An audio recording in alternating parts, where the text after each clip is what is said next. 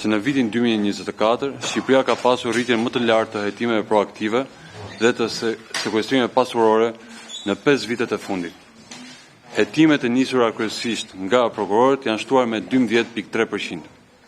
Janë sekuestruar dhe konfiskuar 65.5 milion euro pasuri.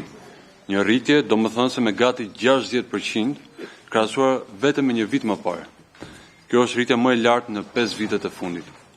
Janë çuar për gjykim 569 çështje korrupsioni dhe shpërdorimi i detyre me 234 të pandehur.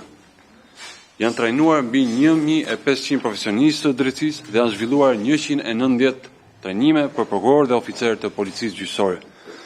SPAK ka regjistruar 65 hetime të nisura kryesisht dhe 163 procedime me përgjime.